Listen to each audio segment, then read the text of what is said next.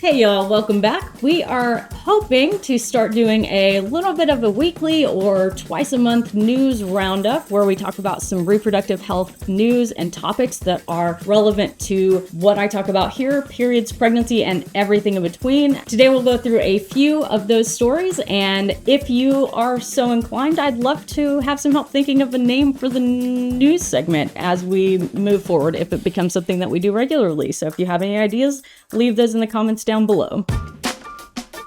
There's a few on here that are a little bit older because I've been supposed to be doing this for a while and just didn't get to it. But the first one I want to talk about is a North Dakota judge who has decided to strike down a bill that was very limiting to abortion in North Dakota on the basis that they do not think it is constitutional.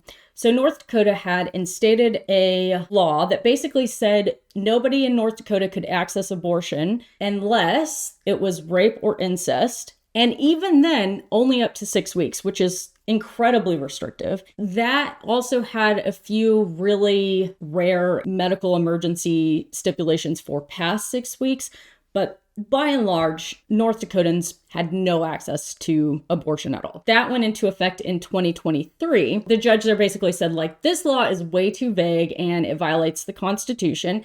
And in a lot of ways, actually, it's quite similar if you remember back a couple of years ago when Kansas had to vote on a similar strike down of their abortion ban. So basically, Kansas had a law that was very restrictive. They said it's not constitutional. And then the voters eventually in Kansas got to say whether or not they wanted access to termination to be protected for people who live in Kansas. And they voted that, yes, it should be. And we've seen this as really a trend, even in very traditionally right-leaning states. When abortion measures get on the ballot, almost always the general public is voting in favor of protecting access. And I think that's really important because when you see people talking about this a lot, you're going to see them saying things like the overturn of Roe v. Wade is what the majority wanted, and this is putting it into the state's hands is what the majority wanted. And that's just simply not the truth. One, we know that from polling on this being consistently at odds with those statements. But also every single time we see abortion on the ballot where the general public, no matter how conservative or how liberal of a place it's being voted in, every time we see it on the ballot where the general public is voting on it since the overturn of Roe v. Wade, we are seeing by and large, the American public wants to protect the right to access abortion. And I think that's very important. Yeah, so that judge, he gets to be the, she. Was that sexist? Did I just do a sexist? Judge, don't know their name. Could be he, could be she, could be they. I don't know. Regardless, they get the crown this week for doing a good thing. And then hopefully we will put this to the North Dakota voters. I mean, ideally, it would go back under a protected access for the U.S. Constitution as a whole federal rule. But if we're not going to do that, hopefully it will go on for North Dakota voters to put in their 2 cents on. Next topic is the Supreme Court upholding Mifepristone access discussion. So we have talked at length on my channel about Mifepristone, the abortion pill, and the absolutely banana pants way that this became on a road to getting banned. It is great that the U.S. Supreme Court reviewed this and said, actually, we are not going to let you take Mifepristone out of circulation simply because you're sad about it. I actually really appreciated the opinion piece. I have not read the entire thing, but from what I've seen of it, it was written by Justice Kavanaugh, and the decision was unanimous in the Supreme Court. And he basically says that people suing don't have a direct stake in the dispute, which was exactly what I said in one of my videos on this, and that they don't really have a right to sue the FDA about it. They don't use or distribute Mifepristone.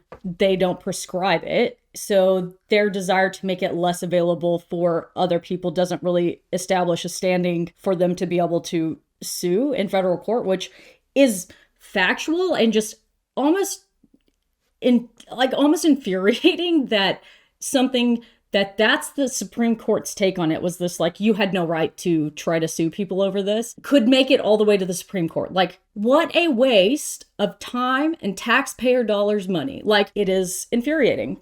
So Justice Kavanaugh said, not that he, finds it ridiculous because every other developed nation has approved and uses this medication.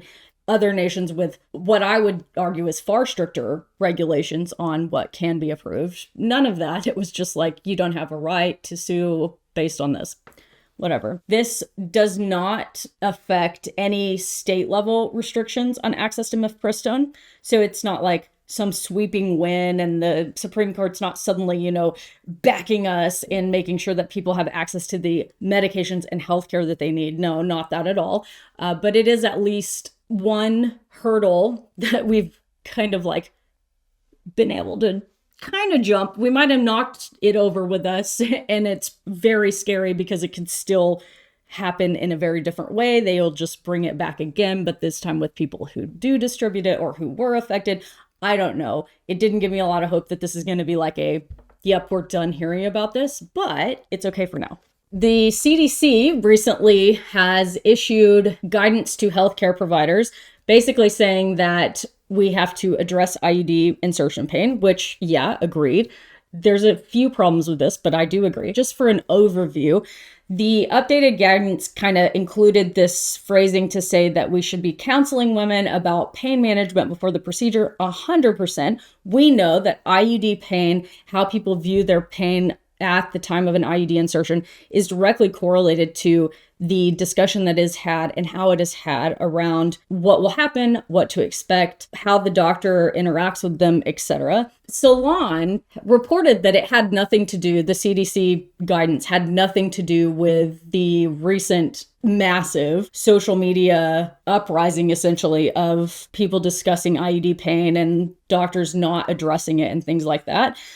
I'm not sure that I fully believe that. This has been a major topic on the internet, and I think it probably did have something to do with this, but who really knows? And I guess how could we ever know for sure? But there was even a study done out of Duke University about content regarding IUD placement on social media. So their abstract says, TikTok, a video sharing application, offers a growing platform for contraception-related content. The top 100 videos tagged #IUD were compiled using a web scraping application. More videos had a negative tone, 37% about IUDs than positive, 19%, and 27.6% mentioned distrust of healthcare professionals. Reasonable. Of videos conveying patient experiences, all had a negative or ambiguous tone, and 96.8% highlighted pain and other side effects related to IUDs. IUD videos on TikTok often portray negative experiences related to pain and informed consent. I didn't really find this like world shattering because honestly, we know this, right? Most people are not going to get on TikTok and make a video about how great their IUD insertion was and how they did fine and everything was great. Like, that's just one, they're not going to make those videos with nearly as much frequency as people who have been through something that was traumatic for them and need to like commiserate about it. And those videos are not going to be in the top 100 videos. So there's a little bit of a selection bias here, but that selection bias is actually important to this study because that selection bias is deciding what people see and what the general public's view on this is. So I think it does highlight a few points, right? So we do need to be counseling better, 100%. And that is my kind of main thing. We do need to be offering better options. However, that's tough because we don't have any really good data that says any of these options actually help much. So that, has been taken by some people to mean, oh, well, we just don't talk about it and don't offer anything. And I think that maybe is not the right approach. Some parts of medicine have become so prescribed that when we don't have real in-depth detailed data, now don't get me wrong, I'm very much on the side of evidence-based treatment and also considering risks of things that don't have proven benefit. These are all really important things. But also, we don't have to be so stuck in doing recipe medicine that we forget that some of this also needs to be an art of talking to the patient, discussing things, saying, we do have these options. Here's the thing. They could have some risks. And the data right now would say they don't really help. But we can still talk about them as options if you would rather have something, even knowing that maybe it won't help and there might be some risk to it. If it's generally relatively safe and someone chooses that, sure, why not, right? For example, I use topical numbing medicine, topical lidocaine, essentially like Oragel would be for your mouth, anytime I do any procedure or manipulation on the cervix. The data would say this probably is not very helpful. I have failed to figure out what serious harm it could cause, assuming that we've done our due diligence, making sure people don't have allergies and things like that.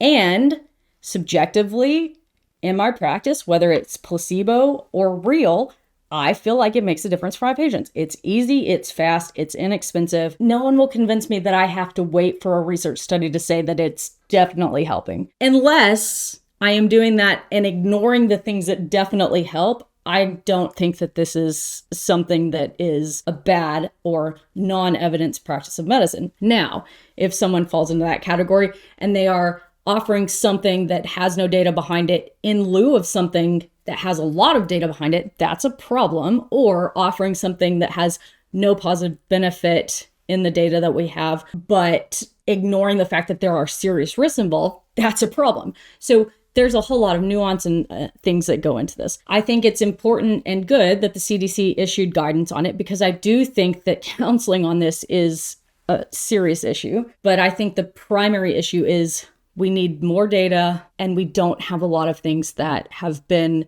shown to be very effective. But we have some things. I don't see how numbing gel wouldn't at least help a little bit. Yeah, so that makes sense to me too.